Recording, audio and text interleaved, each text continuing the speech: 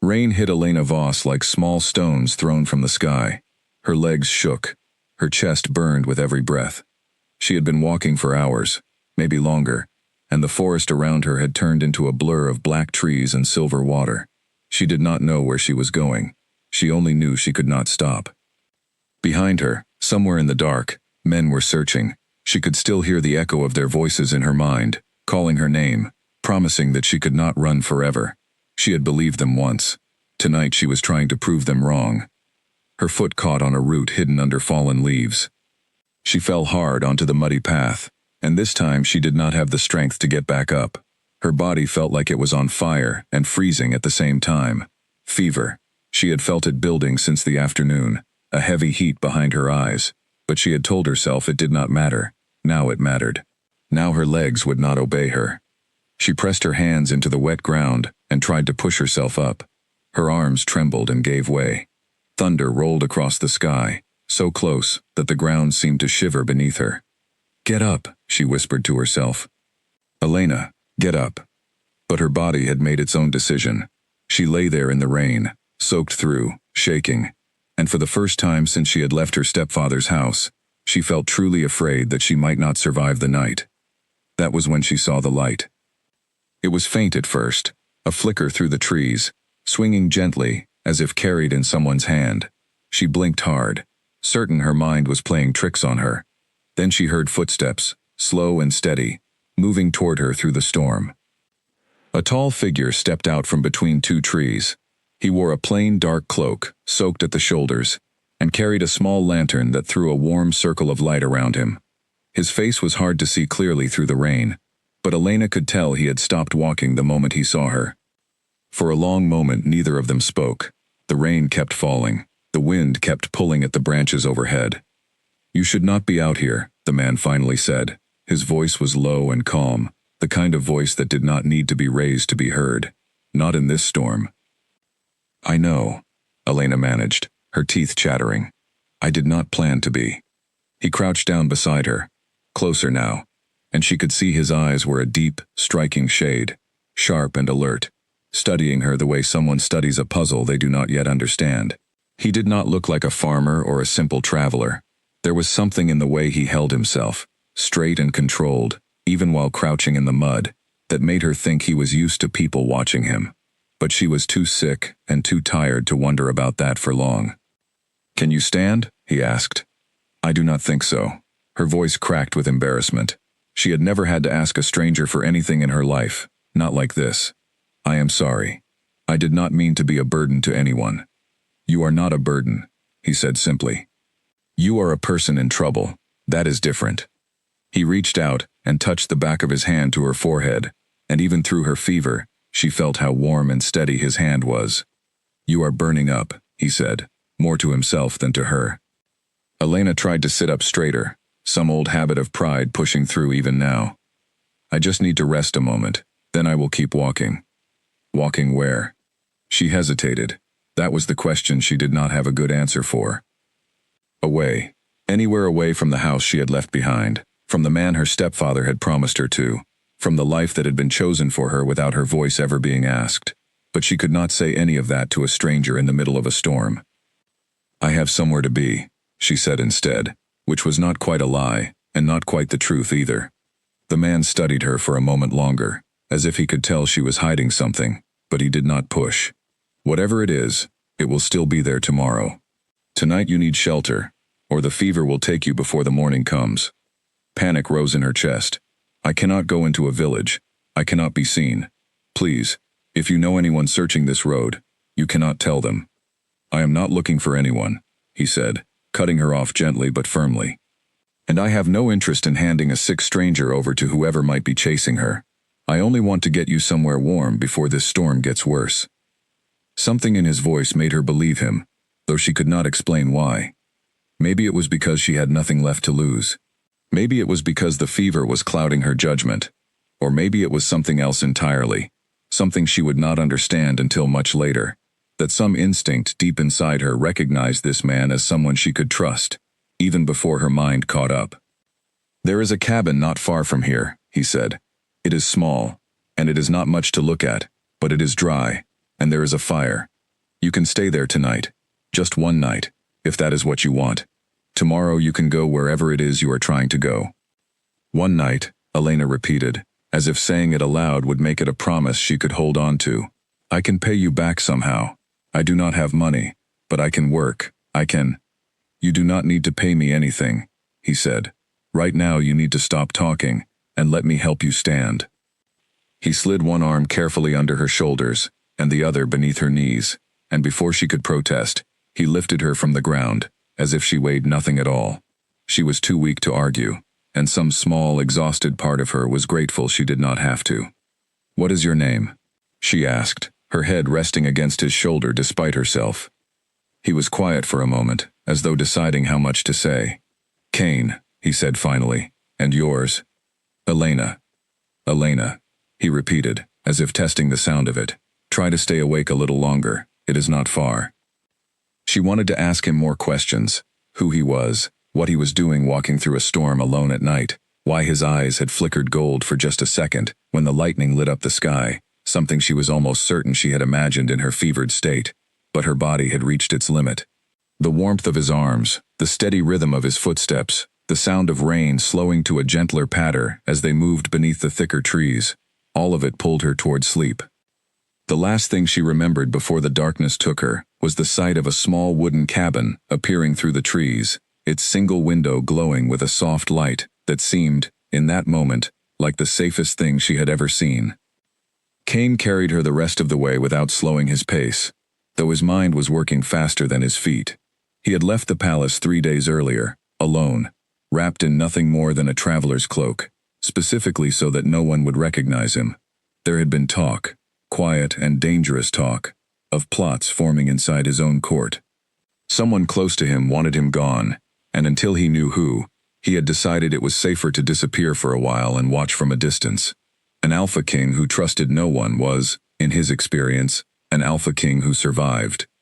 He had not expected to find a half-frozen, feverish young woman collapsed on a forest road.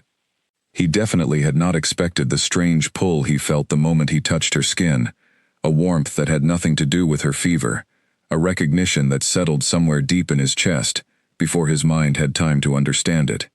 He pushed the thought aside. It did not matter right now. She was sick, and she needed care, and questions about instinct and fate could wait until she was safe and warm. The cabin was small, exactly as he had told her, with one main room holding a stone fireplace, a narrow bed against the far wall, and a rough wooden table with 2 chairs. It was nothing like the palace halls he was used to walking, with their high ceilings and polished floors, and constant watching eyes. He liked it here. It was quiet. It was his. He laid Elena down on the bed as gently as he could, and pulled a wool blanket up over her shivering body. Her face was pale, except for 2 spots of color high on her cheeks, evidence of the fever burning through her. He crossed to the fireplace, and coaxed the dying embers back into flame, adding wood, until warmth began to spread through the small room. She stirred but did not wake fully, murmuring something he could not quite make out. He found a cloth and a basin, filled it with water from a jug near the door, and sat beside the bed, pressing the cool, damp cloth to her forehead, the way he had seen the palace healers do for sick children years ago. "You picked a strange night to almost die on a forest road," he said quietly, though he knew she could not hear him. "Lucky for you, I was in the mood for a walk." Her breathing slowed slightly under his care, though her fever did not break right away. He stayed beside her through the first hour, then the second, watching her chest rise and fall, listening to the storm rage outside the small window, feeling, against every instinct of caution he had built over years of ruling, a strange and unfamiliar sense of peace in simply sitting there. He told himself it was only concern for a stranger in trouble. Anyone would have stopped to help. Anyone would have brought her somewhere warm. But even as he thought it, some quieter part of his mind, the part that had gone very still and very alert the moment he first saw her on that muddy road, whispered that this was different, that she was different. Near midnight, her eyes fluttered open for a moment, unfocused and glassy with fever. "Kane," she murmured, as though she had been holding on to the name even in her sleep. "I am here," he said, and something about saying those 3 words to her felt heavier than it should have. "Thank you," she whispered, For finding me. You would have done the same, he said, though he had no idea if that was true. He only knew it felt like the right thing to say. Her eyes closed again, and her breathing settled into something steadier, something closer to real rest. Kane sat back in the chair beside the bed, running a hand through his damp hair, and allowed himself, for the first time in 3 days, to feel something other than caution. Outside, the storm slowly began to weaken, the thunder retreating further into the distance, the rain softening from a roar to a whisper against the roof.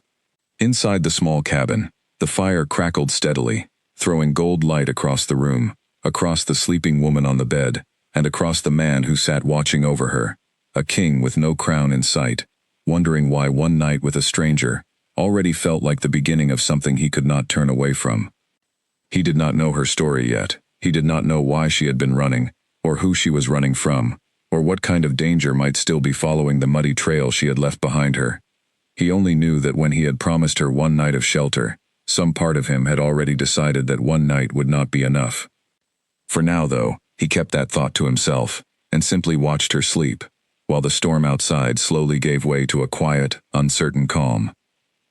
Elena woke to the smell of wood smoke and something faintly sweet, like herbs simmering in water. For a moment she did not know where she was. The ceiling above her was made of rough wooden beams, nothing like the ceiling of the room she had grown up in. Sunlight came through a small window, weak and pale, the kind of light that follows a long night of rain. Then the memory returned in pieces. The storm, the forest, falling, a stranger with steady hands and calm eyes, lifting her as if she weighed nothing. Kane. She sat up too quickly and her head spun. A voice spoke from across the room, before she could steady herself. Slowly, Kane said, "You were very sick last night. Your body needs time." She turned to see him standing near the fireplace, stirring something in a small pot hung above the flames. In the morning light, she could see him clearly for the first time. He was tall, with broad shoulders and dark hair that fell slightly over his forehead. His clothes were simple, a plain shirt and worn trousers, nothing that suggested wealth or status. And yet there was something about the way he moved, controlled and deliberate, that did not match the rest of him. "How long was I asleep?" she asked, pulling the blanket tighter around her shoulders, suddenly very aware that she was in a stranger's bed, in a stranger's cabin, with no memory of how she had gotten under the covers. "Most of the night. Your fever broke a few hours ago." He carried the pot to the table and poured some of its contents into a wooden cup. "This will help. It is just herbs and honey, nothing fancy." She took the cup carefully, her fingers still weak, and studied him over the rim as she drank. The warm liquid eased something in her throat she had not realized was raw. "I do not know how to thank you," she said. "You did not have to help me. Most people would have walked past. Most people are not paying attention," he said simply. "I was." There was a quiet strength in the way he said it, no pride in his voice, just plain fact. Elena found herself studying his face longer than she meant to, trying to place what it was about him that felt so unusual. Perhaps it was simply that she was not used to kindness without a price attached. In her stepfather's house, nothing was ever given freely. Every favor came with a debt to repay, every kindness, a chain around her wrist. "I should go," she said, though her body protested the moment she tried to move her legs over the side of the bed. Weakness rushed through her, and she gripped the blanket to steady herself. "You are in no condition to go anywhere," Kane said, crossing the room, and gently but firmly guiding her back against the pillow. "You promised me nothing more than staying one night. You have not even managed that yet. The sun only rose an hour ago." Elena felt her cheeks warm, embarrassed at how easily her body had betrayed her plans. "I cannot stay here. I have already taken enough from you. You have taken a blanket, a fire, and some tea," he said, a faint trace of amusement in his voice. "I think I will survive the loss." Despite herself, she almost smiled. It had been so long since anyone had spoken to her with anything other than command or complaint that his easy manner caught her off guard. "Where am I exactly?" she asked, glancing around the small cabin. It was humble but clean, with a few shelves holding jars of dried herbs, a stack of neatly folded blankets, and little else. No decorations, no signs of a family living there. Nothing personal at all. "A quiet place I use when I need to get away from people," Kane said. "It belongs to me, but I do not live here full time." And where do you live the rest of the time? He hesitated, just slightly, before answering. Elsewhere. It is not important right now. She noticed the pause but did not press. She had her own secrets after all, and she understood the instinct to protect them. It would have been unfair to demand honesty from him while offering none of her own. You said I could stay one night, she said instead. I meant to keep that promise. I am not in the habit of imposing on people. You are not imposing, Kane said. Though I will admit, I am curious why a young woman was walking alone through a forest during a storm, feverish enough to collapse, with nowhere safe to go. Elena's fingers tightened slightly around the cup in her hands. She had known this question would come eventually. She simply had not expected it so soon. It is a long story, she said carefully. I have time, Kane replied, settling into the chair across from the bed, his posture relaxed, but his eyes attentive, watching her the way someone watches a fire they do not want to let go out. She considered how much to tell him. The full truth felt too dangerous to hand to a stranger, however kind he had been. But some version of it, some careful, edited piece, might satisfy his curiosity without putting either of them at risk. My family arranged something for me, she said slowly. A future I did not choose. I decided I would rather find my own way than accept a life that was decided for me, without my voice in it. Kane's expression shifted slightly, something unreadable passing behind his eyes. That takes courage, leaving everything you know for uncertainty. It did not feel like courage last night, she admitted. It felt like foolishness.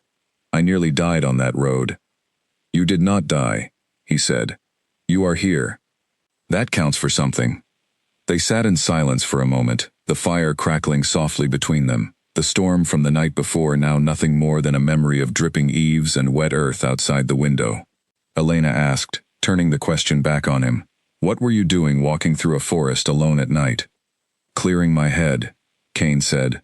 I had some things to think about, responsibilities that felt heavier than usual. What kind of responsibilities? The kind that follow you no matter how far you walk, he said, a faint, tired smile touching his mouth. I imagine you understand that feeling better than most people would. Elena studied him, sensing there was far more beneath his simple words than he was willing to share, just as there was far more beneath hers. But something about the quiet honesty in his tired eyes made her feel, strangely, less alone than she had felt in weeks. Thank you, she said again, softer this time, for not asking more than I am ready to give. I have never believed people owe each other their whole story just because they shared one night of shelter, Kane said. Trust is built slowly, or not at all. Over the next hour, as the morning light strengthened outside the window, Kane brought her simple food, bread and a bit of cheese, and insisted she eat slowly. Elena found herself watching him move around the small cabin with quiet efficiency, tending the fire, checking the herbs drying near the window, occasionally glancing toward the door, as though listening for something she could not hear. Are you expecting someone? She asked at one point, noticing the way his attention kept drifting toward the woods outside. Not exactly, he said. Just cautious. Old habit. She wanted to ask what kind of life required that sort of constant caution, but she held the question back, remembering her own promise not to demand more honesty than she was prepared to offer in return.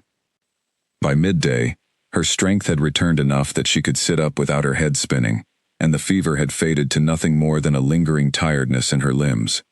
She knew she should leave soon. She had already stayed longer than she promised, and every hour she remained was an hour her stepfather's men might close the distance between them. I think I am well enough to go now, she said, though the words felt heavier to say than she expected. Kane looked at her for a long moment, something unreadable passing behind his calm expression. You are welcome to stay a little longer, if you need it. There is no urgency on my part. I have already taken too much of your kindness, Elena said, and staying puts you at risk, if anyone comes looking for me. I am not easily troubled by risk, Kane said, a faint, private smile touching his mouth, as though he were thinking of something she could not possibly understand. But if you feel you must go, I will not stop you. I would ask only one thing. What is that? Be careful, he said simply. Whatever it is you are running from, Do not let pride push you back into danger before your body is ready to face it. Elena felt something tighten in her chest at the quiet concern in his voice, concern that felt entirely unearned given they had known each other less than a full day, and yet somehow genuine all the same. I will be careful, she said. And Kane, thank you. Truly. I will not forget this. As she gathered the edges of her torn, still damp cloak and prepared to step back out into the world she had been running from, some small, stubborn part of her wished, quietly and without reason, that she did not have to leave at all. Elena made it exactly to the edge of the tree line before her legs gave out again. Not from fever this time, but from simple exhaustion, the kind that comes from days of walking on too little food and too much fear. She caught herself against a tree trunk, breathing hard, and stared at the muddy path ahead of her, feeling despair settle heavily in her chest. She could not do this, not yet, not today. She turned back toward the cabin, embarrassment burning in her cheeks at the thought of returning after such a determined goodbye, but there was nothing else to be done. Better to swallow her pride than to collapse again in the middle of the forest with no one to find her this time. Kane was standing in the cabin doorway when she came back into view, as though he had somehow known she would return. He did not say anything smug or triumphant, simply stepped aside to let her back in, his expression carefully neutral. My legs are not as strong as I thought, she admitted, dropping into the nearest chair, humiliation coloring her voice. Recovery takes longer than a single night, Kane said, closing the door behind her. There is no shame in that. I told you I would only stay one night. And I told you I would not stop you if you wanted to leave, he said. I also did not say I would refuse you if you wanted to come back. Something about his calm patience made the tightness in her chest ease slightly. She had expected judgment, or worse, quiet superiority, the kind her stepfather always wore when she failed at something he expected her to fail at. Instead, she found only steady acceptance, as if her return were the most reasonable thing in the world. I can work, she said suddenly. If I am going to stay longer, I do not want to simply take from you. I can cook, I can clean, I can mend clothing. Let me earn my place here, even for a few more days. Kane studied her for a moment, something like respect flickering behind his eyes. If it would make you feel better, I will not argue. And so began several days that Elena would later remember as some of the strangest and, secretly, some of the happiest of her life. She rose each morning and made simple meals from the small stock of supplies in the cabin, using skills she had learned quietly in the kitchen of her stepfather's house, skills no one there had ever bothered to notice or thank her for. Kane ate everything she made without complaint, often with genuine appreciation that surprised her each time. In the afternoons, she mended the small tears in his cloak and shirts, her needle moving steadily while he sat nearby, sometimes reading from a worn book, sometimes simply watching the fire, lost in thoughts he did not share. She noticed he often grew quiet in these moments, his expression distant, as though carrying weight she could not see. You think a great deal for someone who claims to be resting, she observed one afternoon, watching him stare into the flames. Old habits, he said again, the same vague answer he had given before. Some responsibilities do not pause just because a person wants a few quiet days. You still have not told me what those responsibilities are, she pointed out. And you still have not told me the full story of what you are running from, he replied, a faint smile softening the words. It seems we are both keeping our secrets close. She could not argue with that. And strangely, she did not mind the mystery of him. There was something restful in not knowing everything, in simply existing together in the quiet cabin, without the weight of full explanations. They took walks in the late afternoons, when the forest was calm, and gold light slanted through the leaves. Kane knew the paths well, pointing out where certain herbs grew, which berries were safe to eat, which sounds in the trees belonged to birds, and which belonged to something larger moving carefully through the undergrowth. Elena found herself laughing more in those walks than she had in months, surprised each time by how easily it came, how natural it felt beside him. You are different than I expected, she told him one evening, as they sat by the fire after a simple meal. Different from what? I do not know exactly. Different from most people I have known. She considered her words carefully. You listen. You do not demand things from me. You do not make me feel like I owe you something just for existing near you. Kane was quiet for a long moment, his eyes steady on hers. You should not have had to say that as though it were unusual. It is unusual, she said softly. At least, it has been for me. She did not elaborate further, and he did not push her to. But something passed between them in that silence, an understanding neither of them spoke aloud, a recognition that both of them carried wounds from people who should have protected them, and had not. On the fourth evening, as a light rain tapped gently against the roof, Elena found herself watching Kane across the small room, noticing details she had not let herself notice before, the quiet strength in his hands as he stacked firewood, the careful attention in his eyes whenever she spoke, as though her words mattered more than most words he heard, the occasional flash of something fierce and protective that crossed his face whenever she mentioned, even vaguely, the fear that still followed her. "Can I ask you something?" she said. "Of course. Why did you really stop for me that night? On the road, during the storm? You did not know me. You had no reason to risk helping a stranger." Kane considered the question seriously, as though it deserved more than a quick answer. "I have asked myself the same thing," he admitted. "The simplest answer is that I could not walk past someone in danger and simply keep going. That is not who I am, no matter what else may be true about me." "And the more complicated answer?" His eyes met hers, something unreadable and deep, passing behind them. "The more complicated answer is that something about you made me stop before my mind had even finished deciding to. I do not fully understand it myself yet." Elena's heart beat a little faster at his words, though she could not have said exactly why. There was a pull between them she did not have language for, something that had been building quietly since the first night, growing with every shared meal, every quiet walk, every evening spent close together by the fire. "I feel it too," she admitted quietly, surprising herself with her own honesty. "Whatever it is."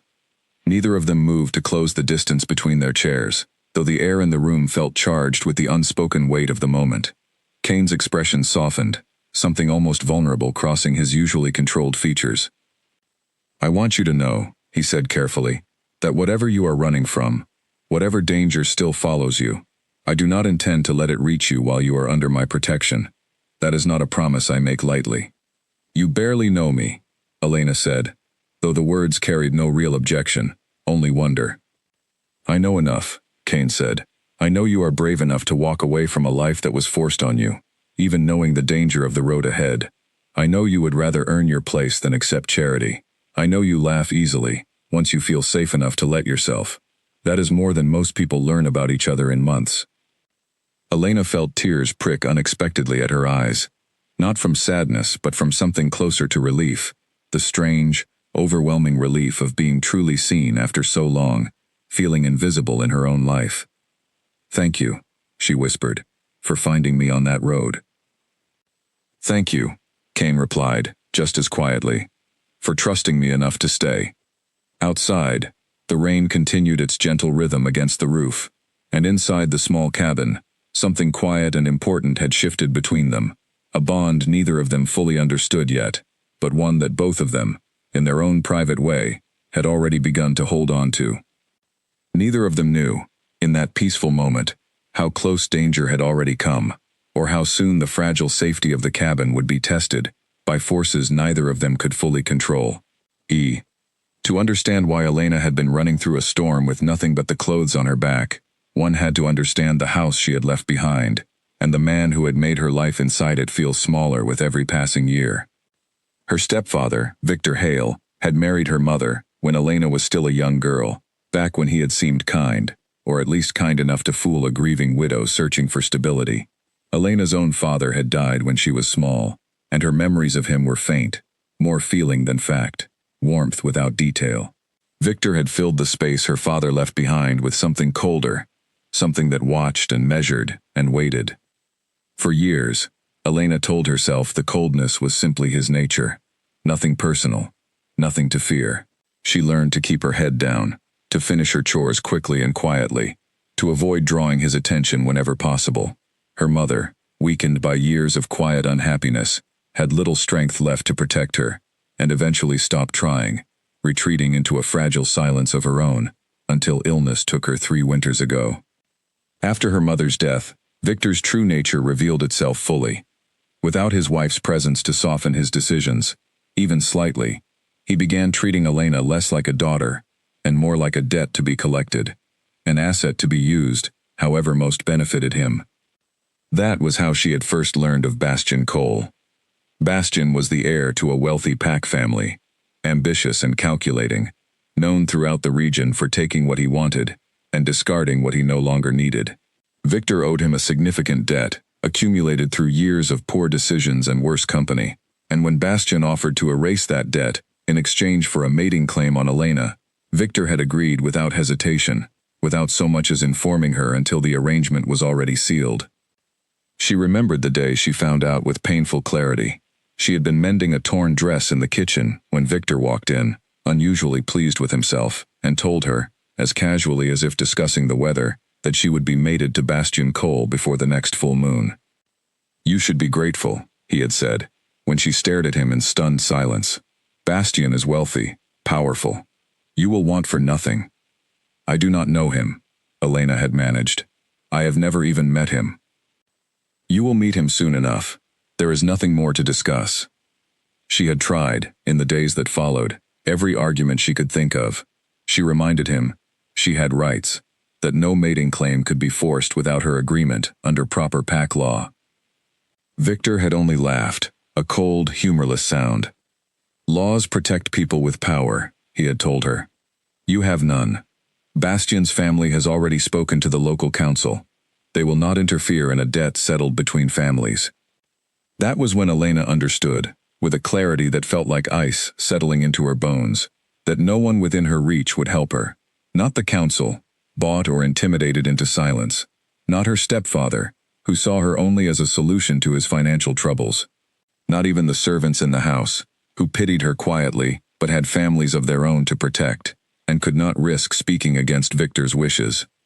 She had one choice left: run, or accept a life bound to a stranger known for cruelty toward those weaker than himself, a life with no possibility of escape once the mating bond was formed.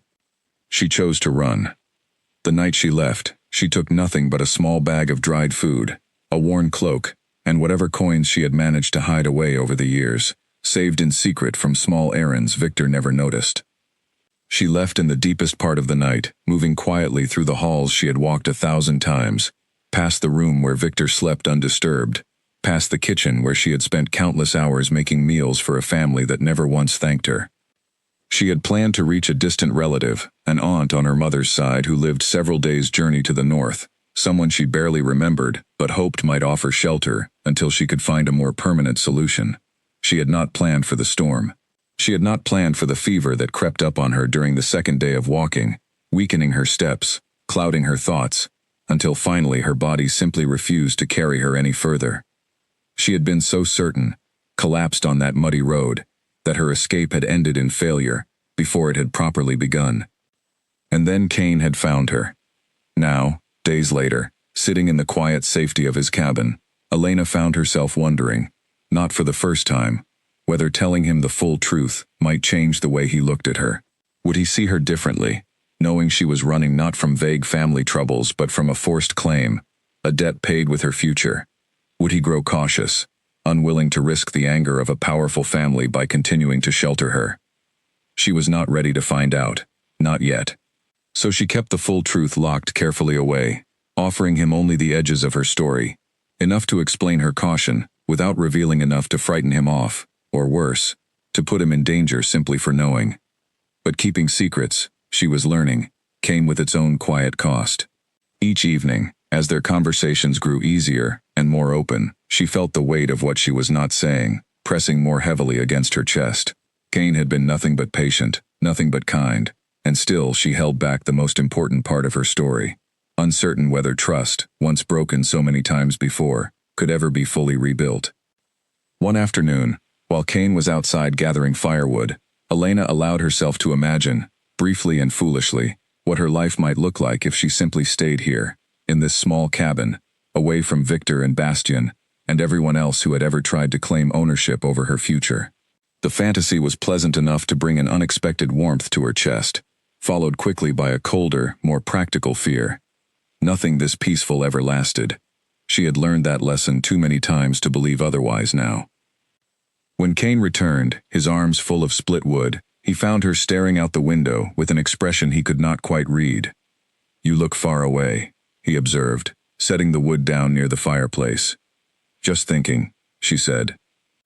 "About?" She considered, for a brief moment, telling him everything. The debt, Bastian, the forced claim hanging over her future like a blade waiting to fall.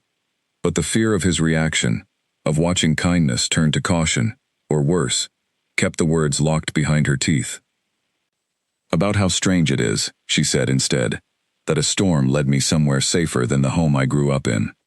Kane's expression softened, something protective flickering behind his calm eyes. Home should never feel like something to run from. "No," Elena agreed quietly. "It should not."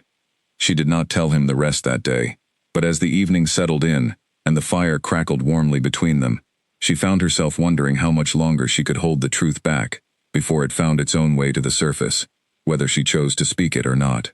The sound of horses reached the cabin just after sunrise, hooves striking hard against the packed earth of the forest path. Elena froze where she stood near the fireplace, a cup of tea halfway to her lips, every muscle in her body suddenly alert. Kane was already moving toward the window, his posture shifting into something sharper, more controlled, an alertness that reminded Elena, not for the first time, that there was more to this man than he had ever fully explained. "Stay back from the window," he said quietly, his voice carrying an authority she had not heard from him before, calm but absolute. "Who is it?" Elena whispered, though some instinct told her the answer, before she finished asking. "I do not know yet," Kane said. "But I intend to find out." He moved toward the door, and before Elena could protest, he stepped outside into the pale morning light. She crept closer to the window, careful to stay hidden behind the frame, and watched as 3 riders came into view through the trees.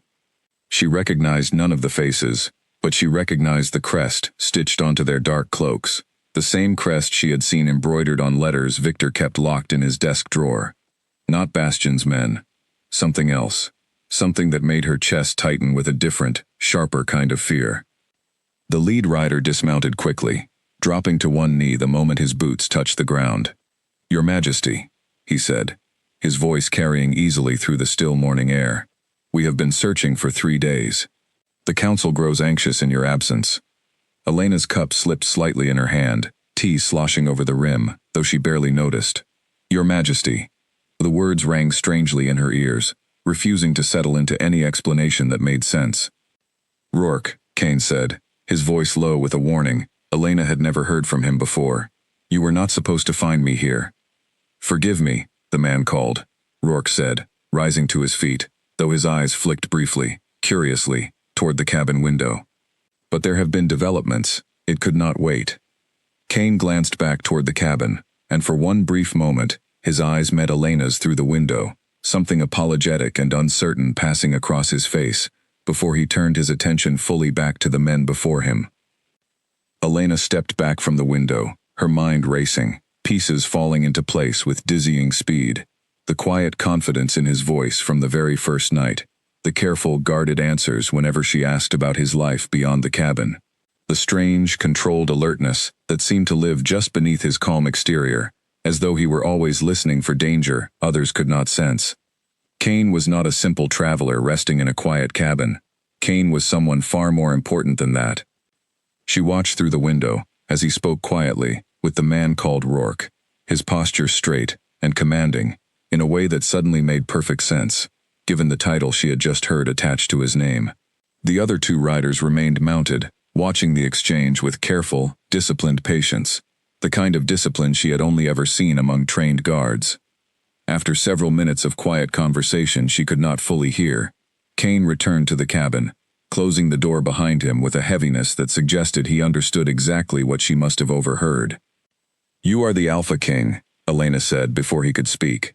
Her voice caught somewhere between disbelief and something closer to betrayal. "That is what he called you, Your Majesty." Kane did not deny it.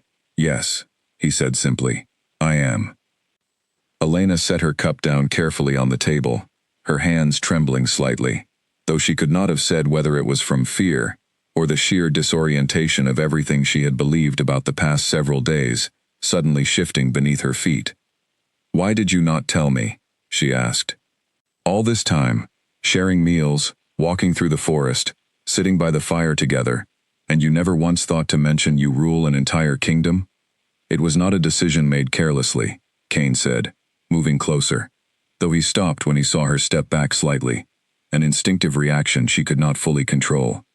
"I left the palace because there are people within my own court who wish to see me removed from power, perhaps permanently. Traveling in disguise was the only way to move safely, while I tried to understand who among my advisors could still be trusted." "So this whole time," Elena said slowly, "I was simply a stranger you happened to help, while hiding your identity, for your own safety." "No," Cain said firmly, closing the distance between them despite her earlier retreat. "That is not what this was, and I think you know that is not what this was." Elena's eyes searched his face, torn between the instinct to trust him, built carefully, over days of shared honesty, however incomplete, and the sharp, familiar fear of discovering that once again, someone important in her life had been keeping vital truths hidden from her. "I have spent my whole life being kept in the dark by people who decided I did not deserve the full truth," she said quietly.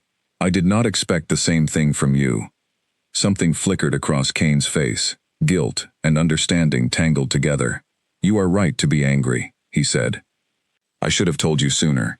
I convinced myself that revealing my title would change the way you looked at me, that you would see the crown before you saw me, and I did not want that. Not after everything else in your life has already been shaped by titles and power and forced arrangements." Elena's breath caught slightly at how precisely he had understood her fear, even without knowing the full details of what she had run from. "That does not excuse keeping it from me," she said, though the sharpness in her voice had softened slightly. "No," Cain agreed, "it does not. And I am sorry for that." Outside, Rourke and the other riders waited patiently, their presence a quiet reminder that whatever peace Elena and Cain had built together in this small cabin now existed inside a much larger, more dangerous world than she had allowed herself to consider. "What happens now?" she asked, "now that they have found you?" "I asked Rourke to keep your presence here quiet," Cain said. "He will not speak of you to anyone at court. But I cannot stay hidden much longer. There are matters at the palace that require my attention, dangers that grow worse the longer I remain away."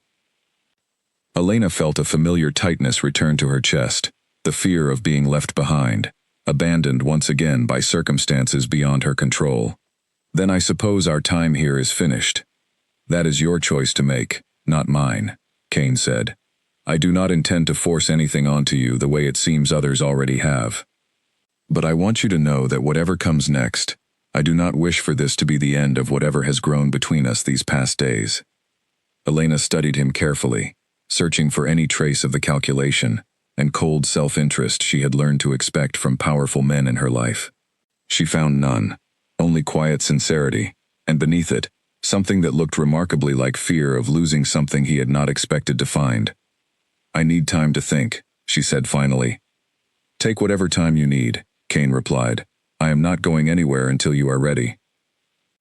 Outside the window, the three riders remained patiently mounted, waiting for their king's next command, unaware that inside the small cabin, a far more delicate negotiation was taking place, one that would determine not just the fate of a kingdom, but the fragile, unexpected bond between a runaway and the man who had turned out to be far more than he first appeared. Rourke and the other riders left before midday, promising to return within the week with news from the palace, though Elena noticed the way Cain's jaw tightened as he watched them disappear back into the trees, as though every hour away from his court weighed heavily on his shoulders. For a long while after they left, neither Elena nor Cain spoke. She busied herself with small, unnecessary tasks around the cabin, straightening blankets that did not need straightening, rearranging jars on the shelf that had already been perfectly arranged, anything to keep her hands occupied while her mind worked through everything she had learned that morning. Cain, for his part, seemed content to give her the space she needed, though she could feel his attention on her whenever she moved through the small room, careful and watchful, as though he feared she might disappear the moment he looked away.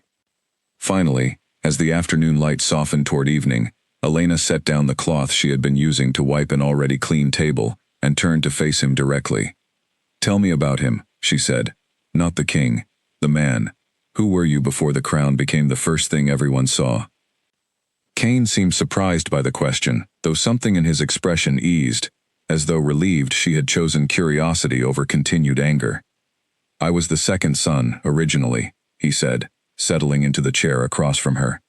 My older brother was meant to inherit the throne. I spent most of my early years simply enjoying the freedom that came with not being first in line. What happened? An illness took him when I was 17, Cain said, his voice quieter now, touched with old grief. Sudden, and impossible to stop, despite every healer in the kingdom trying their best. I became heir overnight, with no preparation, no warning, and very little confidence that I was capable of the role suddenly placed on my shoulders. Elena listened carefully, hearing in his words an echo of her own experience, the sudden, unwanted reshaping of a life, by forces entirely outside one's control. That must have been difficult. It was, Cain admitted. For years I worried I would fail everyone who depended on me. I still worry about that some days, if I am honest. Ruling is not simply giving commands and expecting obedience. It is carrying the weight of thousands of lives, knowing every decision ripples outward in ways you cannot always predict. And the danger Rourke mentioned?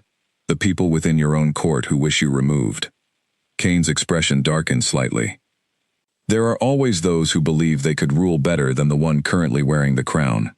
Usually it is simple ambition, easily managed through careful diplomacy. But recently, the whispers have grown more serious. Someone close to me, someone with real access to my movements and decisions, has been working against me. I left the palace hoping distance would help me see clearly who that person might be. Have you found any answers? Not yet, Cain admitted, though I suspect the search will need to continue soon, whether I feel ready or not. Elena considered his words carefully, understanding now the full weight of what he carried, a burden not so different from her own in its essential shape, even if the details differed entirely. Both of them had been thrust into circumstances they had not chosen, surrounded by people whose loyalty could not always be trusted. I understand now, she said slowly, why you did not want the crown to be the first thing I saw. Does it change things? Cain asked, his voice carefully neutral, though she could hear the vulnerability beneath the careful control. Elena thought about the question honestly before answering. It changes the situation, she said. It does not change what I have already learned about who you are underneath the title. You were kind to me before you had any reason to be. You listened when you did not have to. You gave me space to trust you at my own pace, even after everything else in my life taught me that trust was dangerous. Then perhaps, Cain said carefully, we might continue building whatever this is, even knowing the full truth now stands between us. I would like that, Elena admitted, surprising herself slightly with how easily the words came. Over the following days, something between them deepened in a way that felt different from before, more honest, more grounded, now that the largest of Cain's secrets stood openly acknowledged between them. He began telling her small details of his life at court, the weight of council meetings, the careful diplomacy required to manage relationships between different pact territories, the loneliness that often came with a position where few people spoke to him without calculation or self-interest coloring their words. In turn, Elena found herself sharing more of her own history, carefully at first, then with growing openness. She told him about her mother's illness, about the quiet loneliness of growing up in a house where affection had to be earned through careful behavior rather than given freely. She still held back the full truth of Bastion and the forced claim hanging over her future, though the omission felt heavier now, given how much honesty Cain had already offered her in return. You still have not told me everything, Cain observed one evening, perceptive as always, though he did not press the point with any real insistence. I can see it in your eyes sometimes, when you think I am not paying attention, whatever you are still carrying. I know, Elena said quietly. I am not ready yet, but I promise, when I am, you will be the first person I tell. That is enough for me, Cain said, and she believed him. Their days settled into a comfortable rhythm, despite the uncertainty hanging over both their futures. Mornings began with simple meals shared over quiet conversation. Afternoons often found them walking the familiar forest paths, Cain pointing out small details of the natural world around them. Elena gradually opening up about small joys from her childhood that had survived despite everything else. Evenings ended by the fire, sometimes in comfortable silence, sometimes in conversations that stretched late into the night, both of them reluctant to let the day end. It was during one such evening, several days after Rourke's visit, that Kane finally spoke the thought that had been building quietly in his chest since the very first night he found her on that storm-soaked road. "I believe," he said carefully, watching her face for any reaction, "that you might be my fated mate."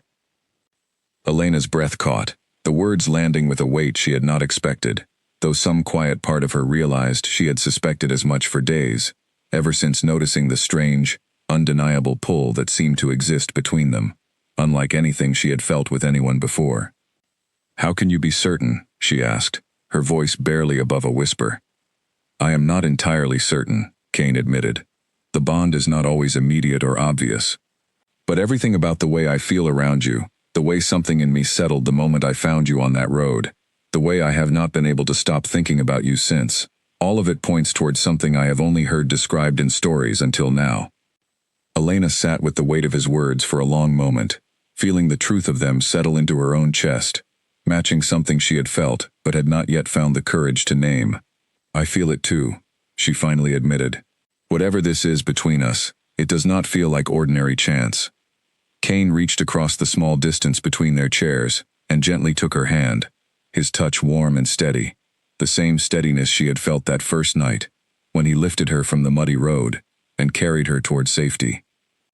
"Whatever comes next," he said quietly, "whatever dangers still wait for either of us out there, I want you to know that I do not intend to let this connection slip away, simply because our circumstances are complicated." "Neither do I," Elena said, and for the first time since fleeing her stepfather's house, she allowed herself to believe, fully and without reservation, that perhaps the life waiting ahead of her might finally be one she chose for herself. Neither of them could have known, in that quiet, hopeful moment, how soon their fragile peace would be tested, or how close the danger Elena had been running from truly was. Nothing. The news arrived on a quiet morning, carried by a young messenger who nearly collapsed from exhaustion after riding through the night. Kane met him at the edge of the clearing, Elena watching anxiously from the cabin window, her stomach tightening with an instinct that told her, long before any words were spoken, that whatever news the messenger carried would not be good. "Your Majesty," the young man gasped, struggling to catch his breath. "Rourke sent me. There is a search party moving through the northern villages. They claim to be looking for a runaway bride, someone who broke a mating claim and fled before the bond could be completed. They are offering a reward for information." Elena's hand flew to her mouth, her heart pounding painfully against her ribs. She stepped outside despite herself, drawn by a fear too strong to ignore. "Whose men are they?" she asked, her voice trembling slightly. The messenger glanced uncertainly toward Kane before answering. "They carry the crest of the Cole family, my lady, led by Bastian Cole himself, from what the villagers report." The color drained from Elena's face. It had finally happened. The danger she had been running from had found its way close enough to touch the fragile peace she had built here, in this small cabin, with this man who had somehow, impossibly, come to mean more to her than she had ever expected to allow. Kane turned to her immediately, his expression sharp with concern. "Elena, is this the danger you have been carrying since the night I found you?" She could not deny it any longer, not with the messenger's words still hanging heavy in the air between them. "Yes," she admitted, her voice barely steady. "Bastian Cole. My stepfather arranged a mating claim to settle a debt he owed. I ran before the bond could be completed." Kane's expression hardened, something fierce and protective flashing behind his calm eyes. "You should have told me this from the beginning." "I was afraid," Elena said, tears finally breaking free despite her efforts to hold them back. "Afraid that if you knew the full truth, knew how much danger came with helping me, you would send me away. Or worse, that the Cole family's influence might be enough to convince you it was not worth the risk of protecting me." "Nothing about you has ever felt like a risk not worth taking," Kane said firmly, closing the distance between them and taking her hands in his. "But I need the full truth now, Elena. Every detail. If Bastian Cole believes he still holds a legitimate claim over you, this will not resolve itself quietly." Elena took a steadying breath and told him everything. The details she had held back for days, finally spilling free. The debt her stepfather owed. The casual, cruel way Bastian's family had arranged the claim, without any consideration for her voice in the matter. The corrupt local council that had refused to intervene, bought or intimidated into silence by the Cole family's wealth and influence. Her desperate flight through the storm, driven by nothing but fear, and the fragile hope of reaching a relative she barely remembered. Kane listened without interrupting, his expression growing darker and more resolved with every detail she revealed. By the time she finished, his jaw was set with a hard, controlled anger she had not seen from him before. "This ends now," he said quietly, though the quiet carried more weight than any shout could have. "No claim forced without consent holds any legitimate standing, regardless of debts owed or counsels bought into silence. Bastian Cole has no true right to you, Elena. Not under any law that matters." "He does not care about the law," Elena said.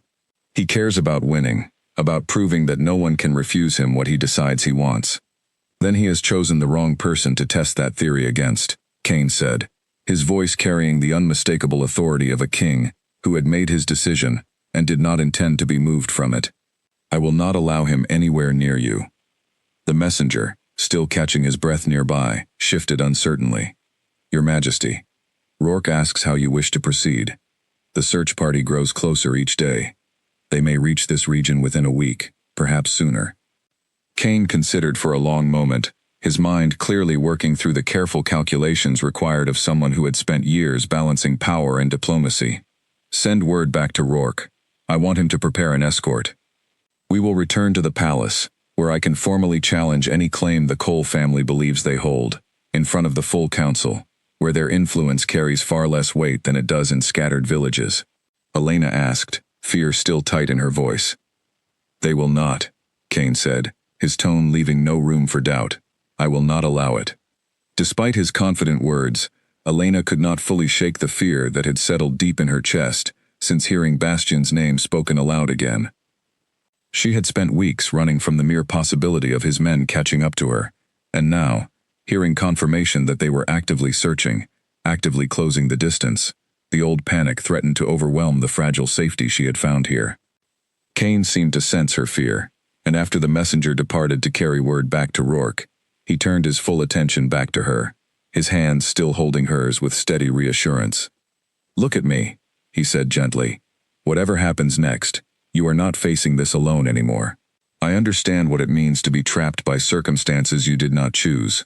I will not let the same thing happen to you while there is anything within my power to prevent it." "I believe you," Elena said, and found, somewhat to her own surprise, that she meant it fully. "But I am still afraid." "That is reasonable," Kane said. "Fear does not disappear simply because someone promises protection. But fear and helplessness are not the same thing. You are not helpless anymore, Elena. Not while I am standing beside you." They spent the remainder of that day preparing for the journey ahead, gathering what few supplies the cabin held, Kane sending quiet instructions through a second messenger who arrived by evening, coordinating carefully with Rourke to ensure their path back to the palace would avoid any possible encounter with Bastian's search party. That night, as they sat together by the fire, for what might be one of their last quiet evenings, in the small cabin that had become, unexpectedly, something like a sanctuary for both of them, Elena found herself studying Kane's face carefully, memorizing the steady calm in his eyes, the quiet strength in his presence that had carried her through fever and fear alike. "Thank you," she said softly, "for believing me, for not hesitating, even for a moment, once you knew the truth." "You are not someone I would ever hesitate to protect," Kane said. "That was true before I knew you carried a crown's worth of danger following behind you, and it remains true now." Elena leaned into him slightly, resting her head against his shoulder, feeling for the first time in weeks something close to genuine hope, fragile but real, that perhaps this story might end differently than every fear she had carried since the night she first fled her stepfather's house. Outside, the forest remained quiet and still, unaware of the danger, drawing steadily closer with each passing day, unaware of the storm of a different kind that was about to break over the peaceful cabin where a king and a runaway had found, against every likely odds, something worth protecting with everything they had. They left the cabin at dawn, 3 days after the messenger's warning, moving quickly along a path Kane assured her would keep them well clear of any search party moving through the region.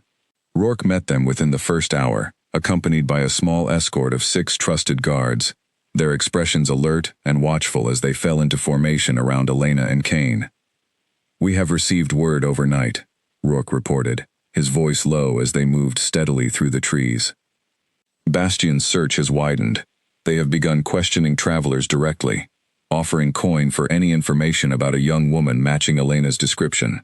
Elena's stomach tightened at the news, though she forced herself to keep pace with the group, refusing to let fear slow her steps. Kane rode close beside her, his presence a steady reassurance, even as the tension around them grew thicker with every mile. "How far until we reach the palace?" Elena asked. 2 more days, if we keep this pace," Rourke answered. "Sooner, if necessary." They pushed onward through the morning, the forest gradually thinning into more open countryside, as they moved further from the region where Elena had first collapsed during the storm. She found herself glancing frequently over her shoulder, some instinctive fear refusing to fully settle despite the protective escort surrounding her. It was near midday, as they paused briefly near a stream to rest the horses, that the danger finally caught up to them. The first sign was the sudden, sharp alertness that swept through Kane's guards, their hands moving instinctively toward weapons at their sides, their eyes scanning the tree line with practiced precision. Elena felt her heart lurch painfully as she followed their gazes and saw the riders emerging from the trees, at least a dozen of them, wearing the unmistakable crest of the Cole family. At the front of the group, mounted on a dark, powerful horse, sat a man Elena recognized instantly, despite never having met him in person. Bastion Cole. She had seen his image once, in a portrait Victor kept displayed prominently in the house, a portrait meant to remind her of the future waiting for her whether she wanted it or not. "There she is," Bastion called out, his voice carrying easily across the clearing, cold satisfaction evident in every word. "Did you truly believe you could hide from me forever, Elena?" Kane moved his horse forward, positioning himself deliberately between Elena and the approaching riders, his expression hardening into something Elena had not seen from him before, cold and commanding, in a way that left no doubt about the authority he carried. "You are addressing a matter that no longer concerns you, Bastion Cole," Kane said, his voice carrying easily across the tense clearing. Bastion's eyes narrowed slightly, studying Kane with new interest, clearly recognizing something about his bearing that suggested more than simple guardianship. "And who exactly are you to make that claim?" "Someone with far more authority than you currently understand," Kane said calmly. "I would advise caution before you say anything further you might come to regret." Rourke stepped forward slightly, his voice carrying clear and formal across the clearing. "You stand in the presence of Kane Ashford, Alpha King of the Northern Packs. I suggest you reconsider your approach." A ripple of surprise moved through Bastion's men, several of them exchanging uncertain glances, though Bastion himself recovered quickly, his expression shifting into something calculating rather than immediately submissive. "Your Majesty," he said, his tone carrying a thin, forced respect. "Forgive my confusion. I had no idea a king would concern himself with a runaway bride, and a debt owed between 2 families. This matter does not fall under your jurisdiction. Any matter involving a forced claim, made without consent, falls well within my jurisdiction," Kane said, his voice hardening further. "Elena never agreed to your claim. A debt owed by her stepfather does not grant you ownership over her future." The council in her home village approved the arrangement, Bastion argued, though Elena could hear the first cracks of uncertainty beneath his confident tone. "A council, easily influenced by wealth and pressure, holds no true authority to approve a claim that violates fundamental pack law," Kane countered. "I will be addressing this matter formally before the full council at my palace, where your family's local influence carries considerably less weight." Bastion's jaw tightened, his eyes flicking briefly toward Elena, calculation clear behind his gaze. "And if I refuse to accept this interference? Then you will find yourself in direct defiance of the Alpha King," Kane said, his voice dropping into something low and dangerous, carrying an authority that seemed to settle heavily over the entire clearing. "I would not recommend that path." For a long, tense moment, no one moved. Elena held her breath, watching Bastion's expression shift through several calculations, weighing his pride against the very real danger of defying a king directly. Finally, something in his posture eased, though his eyes remained cold as they settled on Elena one final time. "This is not finished," he said quietly, though his tone made clear he understood, at least for now, that he had no choice but to withdraw. "I will be present at your council hearing, Your Majesty. And I do not intend to give up what is rightfully mine without a fight." "You are welcome to make your case before the council," Kane said, "though I suspect you will find far less sympathy there than you found in a village council desperate to avoid your family's displeasure." Bastian's eyes lingered on Elena a moment longer, something possessive and cold in his gaze that made her skin crawl despite the protective presence surrounding her. Then, without another word, he turned his horse and signaled his men to withdraw, the group disappearing back into the trees as quickly as they had appeared. Elena released a breath she had not realized she was holding, her hands trembling slightly, as the adrenaline of the confrontation began to fade. Kane turned his horse back toward her immediately, his expression softening from the cold authority he had shown Bastian into something warmer and more concerned. "Are you all right?" he asked. "I think so," Elena said, though her voice still carried a slight tremor. "I have never seen him in person before. He looked exactly like I imagined, and somehow worse." "He will not touch you," Kane said firmly. "Not while I have breath left to prevent it." Rourke moved closer, his expression grave despite the successful resolution of the immediate confrontation. "Your Majesty, he will not simply give up. Bastian Cole is not known for accepting defeat gracefully." "I am aware," Kane said, "which is precisely why we need to reach the palace as quickly as possible, and settle this matter formally, with the full weight of the council behind the decision. A quiet confrontation on a forest path will not be enough to end this permanently."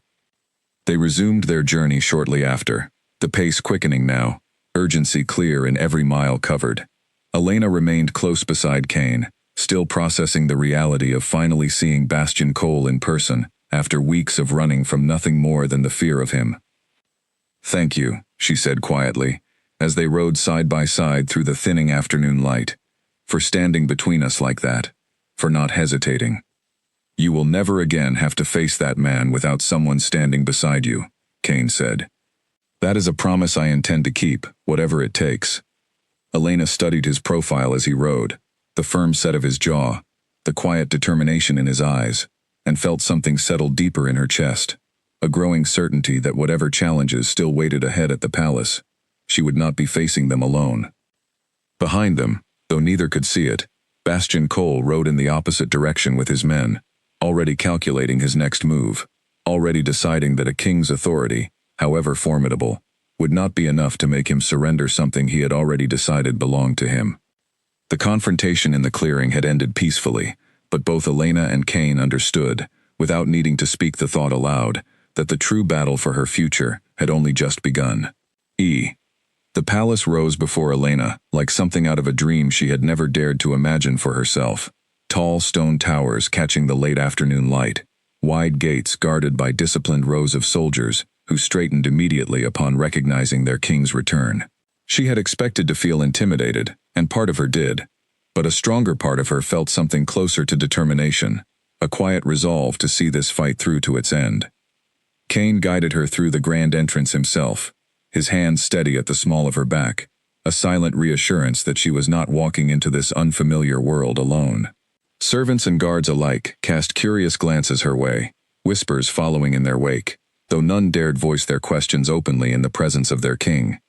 "The council hearing has been scheduled for tomorrow morning," Rourke informed them as they made their way through the wide corridors.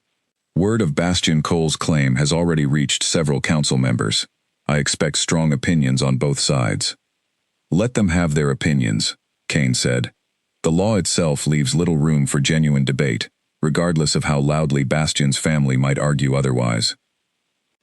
That evening, Elena was given a private chamber near Kane's own quarters, along with a warm bath and a simple but elegant dress, to replace the worn, travel-stained clothing she had carried since fleeing her stepfather's house. Standing before the mirror afterward, she barely recognized the reflection staring back at her, a young woman who looked, for the first time in longer than she could remember, like someone capable of standing tall in her own right. Kane found her later that evening in the palace gardens, where she had wandered to clear her thoughts before the hearing that would determine so much of her future. "You look troubled," he observed, settling beside her on a stone bench overlooking a quiet fountain. "Tomorrow feels enormous," Elena admitted. "My whole life has been decided by other people until now. Tomorrow, for the first time, I actually have a voice in what happens to me. I am not certain I know how to use it properly." "You do not need to have all the answers prepared perfectly," Kane said. "You simply need to speak the truth. The council respects honesty more than eloquent speeches. Tell them exactly what you told me, and let the truth carry its own weight." "And if Bastian's arguments still convince them?" Elena asked, old fears resurfacing despite herself. "They will not," Kane said firmly. "Pack law is clear on matters of consent. No debt, however legitimate, grants ownership over another person's future. Bastian's claim was built on manipulation and intimidation from the very beginning. The council will see that clearly, once given the full truth." Elena studied him carefully in the fading evening light. "You seem very certain." "I am certain of the law," Kane said, "and I am certain that whatever the council decides, I will not allow that man anywhere near you. That much has never been in question, regardless of tomorrow's outcome." Something in his steady conviction eased the tightness in her chest, though the nervous anticipation remained as she finally retired for the night, sleep coming slowly despite her exhaustion. The council chamber the following morning was larger and more formal than anything Elena had imagined. Rows of seated elders and pack representatives filling the space, their expressions ranging from curious to openly skeptical as she took her place before them, Kane standing at her side with quiet, unwavering support. Bastian arrived shortly after, dressed in fine clothing that did little to soften the cold calculation still evident behind his eyes. He addressed the council with practiced confidence, laying out his case with careful precision, emphasizing the debt owed by Victor Hale, the agreement reached between families, the local council's approval of the arrangement. When it came time for Elena to speak, her voice trembled at first, though she forced herself to steady it, remembering Kane's advice from the evening before. She told the council everything, without softening the truth for anyone's comfort. She described her stepfather's cold indifference, the debt he had used her future to settle, without ever asking her opinion, the corrupt local council too intimidated by the Cole family's wealth to properly consider her rights under pack law. "I never agreed to this arrangement," she said, her voice growing stronger with each word. "I was informed of it after the fact, as though my own future were simply a transaction between two men, who never once considered my voice mattered in the decision." Several council members exchanged troubled glances, clearly moved by the clarity and conviction in her words. Bastian, sensing the shifting mood in the chamber, rose quickly to offer a rebuttal. "The girl is clearly emotional," he argued. "Debts must be honored, regardless of personal feelings. If arrangements can simply be abandoned whenever one party grows uncomfortable, no agreement between families would hold any true value. A debt owed by one man does not grant ownership over another person's future," Kane interjected, his voice cutting cleanly through the tension of the chamber. "Pack law has never recognized claims made without genuine consent, regardless of financial arrangements between other parties. This council knows that law as clearly as I do." An elder council member, a woman with silver hair and sharp, discerning eyes, rose slowly from her seat. "The Alpha King speaks accurately. Whatever debt existed between Victor Hale and the Cole family remains a separate matter entirely from any claim over Elena's future. A mating bond formed without genuine consent has never held legitimate standing under our laws, regardless of how many local councils might be pressured into looking the other way." Murmurs of agreement rippled through the chamber, and Elena felt something loosen in her chest, hope building steadily, as the tide of the hearing continued shifting away from Bastian's favor. Bastian, sensing the argument slipping beyond his control, made one final attempt. "Your Majesty clearly holds personal interest in this matter," he said, his voice tight with barely controlled frustration. "How can this council trust an impartial ruling when the king himself appears, invested in the outcome?" The chamber fell silent, every eye turning toward Kane, waiting for his response. "You are correct that I hold personal interest in this matter," Kane said, his voice calm, despite the weight of the moment. "Elena is my fated mate. I do not deny that truth, nor am I ashamed of it. But my personal feelings do not change the law, Bastian Cole. They only strengthen my resolve to see it properly upheld. A wave of surprised murmurs swept through the chamber at his open declaration. Elena felt her heart racing, warmth spreading through her chest, despite the tension of the moment. Hearing him speak the truth of their bond so openly before the full council. The elder council member who had spoken earlier raised her hand for silence, waiting for the murmurs to settle before continuing. The king's personal feelings, however relevant they may be to his own future, do not alter the fundamental law governing this matter. Elena Voss never consented to a mating claim with Bastian Cole. That claim, therefore, holds no legitimate standing, regardless of any debt owed between other parties. The council moved quickly to a formal vote, and within the hour, Bastian's claim was formally and permanently dissolved. The debt itself declared a separate matter to be settled through proper financial channels, rather than through ownership over a person's future. Bastian's expression, as the ruling was announced, twisted with barely controlled fury, though he had no further recourse within the formal proceedings. He left the chamber without another word, his cold, calculating eyes sweeping over Elena one final time, before he disappeared through the grand doors, defeated, but, Elena suspected, unlikely to fully accept the loss without some final attempt at retaliation. Elena barely noticed his departure, her attention fully absorbed by the overwhelming relief flooding through her chest, the realization settling slowly that for the first time in years, no claim, no debt, no arrangement forced upon her by someone else's decision, controlled her future any longer. Kane turned to her the moment the chamber began to clear, his expression soft with relief and something deeper, something that looked remarkably like the same overwhelming emotion Elena felt building in her own chest. "It is over," he said quietly. "Whatever else waits ahead, that particular danger no longer has any claim over you." "Thanks to you," Elena said, tears finally breaking free, though this time they carried nothing but relief and gratitude. "Thanks to the truth," Kane corrected gently. "You spoke it clearly enough that the council could not ignore it. I simply made certain you had the chance to be heard properly." Elena reached for his hand, holding it tightly, grounding herself in the steady warmth of his presence after the overwhelming tension of the hearing. "What happens now?" she asked. Kane studied her carefully, something serious and important clearly weighing on his mind. "Now," he said, "I believe there is one more conversation we need to have, somewhere quieter than this chamber, about what you truly want for your future, now that it finally, fully belongs to you." The palace gardens looked different in the golden light of early evening, the same fountain where Elena had sat nervously the night before, now catching soft, warm color as the sun began its slow descent. Kane led her there quietly after the council hearing, away from the curious eyes, and whispered conversations still echoing through the palace halls. "You said there was something we needed to discuss," Elena said, settling beside him on the familiar stone bench, her heart still unsteady from the events of the day. "Yes," Kane said, though for a long moment he simply looked at her, something careful and deliberate in his gaze, as though weighing exactly how to begin. "I need you to understand something clearly, Elena, before we go any further." "What is that?"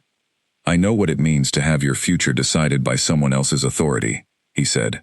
"I inherited a crown I never asked for, at an age when I was not ready to carry it. And now, watching what you endured with your stepfather, and with Bastian Cole, I refuse to become another person who decides your future without your full and willing voice in the matter." Elena's breath caught slightly, sensing the importance of whatever he was building toward. "What are you saying?" "The mate bond between us is real," Kane continued. "I felt it the very first night I found you on that road, though I did not fully understand it until later. I believe you feel it too. But a bond, however powerful, does not mean I intend to claim you the way Bastian tried to claim you, through obligation or pressure, or the weight of circumstances beyond your control." He took her hands gently in his eyes steady and sincere. "I want you to choose this, Elena, freely, and without any sense that you owe me your future, simply because I helped you when you needed help, or because a bond exists between us that neither of us fully chose. If you decide that your path leads somewhere other than beside me, I will accept that, and I will still make certain you have every protection and resource you need to build whatever life you choose." Tears gathered in Elena's eyes, though these carried none of the fear or desperation of her tears from the storm-soaked road weeks earlier.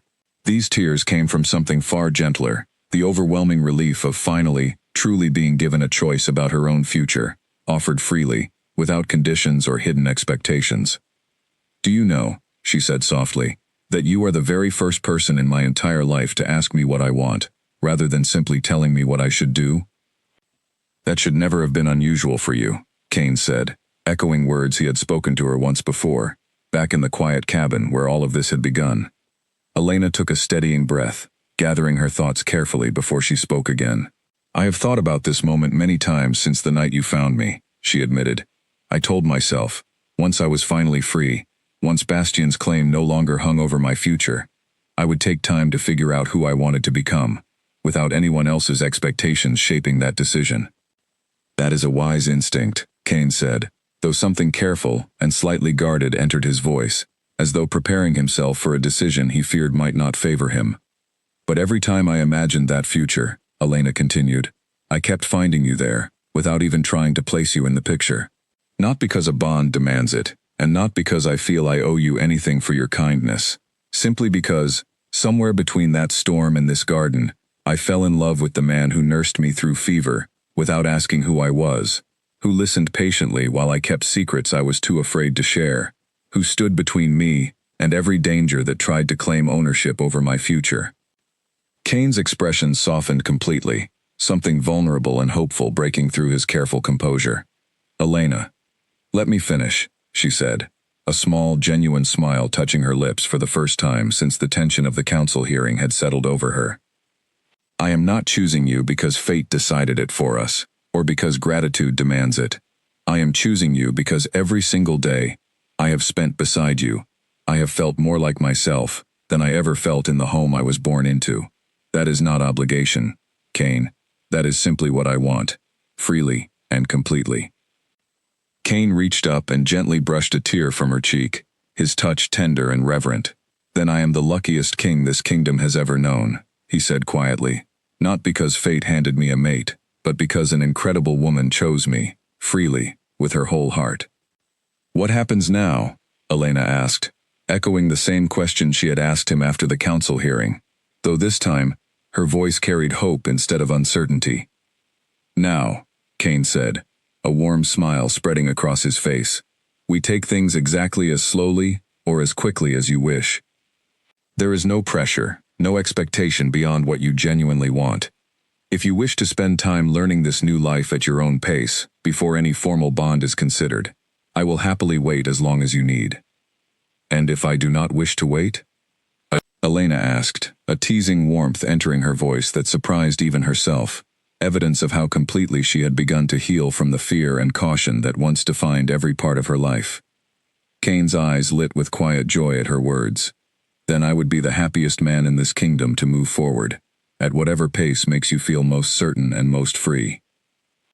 They sat together as the sun continued its slow descent, painting the garden in deepening shades of gold and orange, the quiet fountain nearby providing a gentle, steady soundtrack to a moment that felt, to both of them, like the true beginning of everything that mattered. In the weeks that followed, Elena settled gradually into her new life at the palace, learning the rhythms of court with the same quiet determination she had once used simply to survive her stepfather's house. She found, to her genuine surprise, that many of the council members who had once seemed intimidating during the hearing grew genuinely fond of her once given the chance to know her properly, drawn to the same quiet strength and honesty that had first caught Kane's attention on that storm-soaked road. Bastian Cole, true to Kane's expectations, did not simply disappear from their lives without further trouble, but every attempt he made to reassert influence or spread doubt about the council's ruling met firm, decisive resistance, both from Kane's authority and from the growing respect Elena earned in her own right among the people of the kingdom.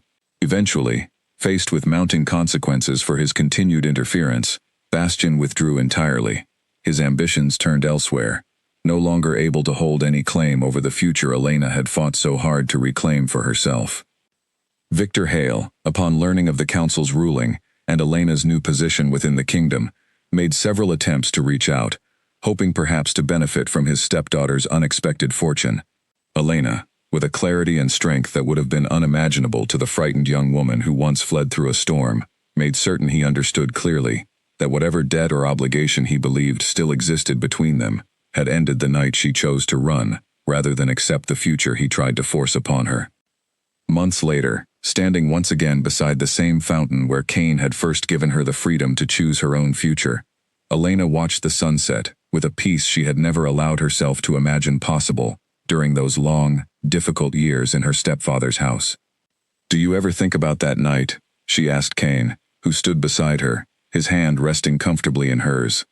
"The storm, and how close everything came to ending so differently." "Often," Cain admitted.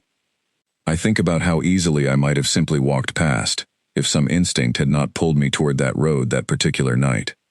"I am grateful it did," Elena said softly. "As am I," Cain replied, drawing her closer.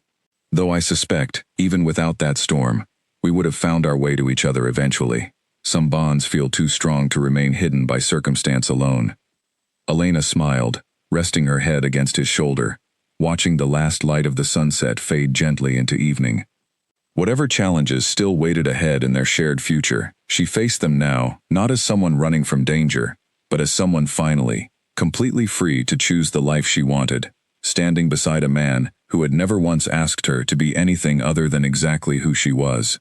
The storm that had once threatened to end everything had instead become the beginning of the life she had never dared to imagine for herself, a life built not on obligation or fear, but on genuine choice, freely given and freely returned, exactly as it always should have been.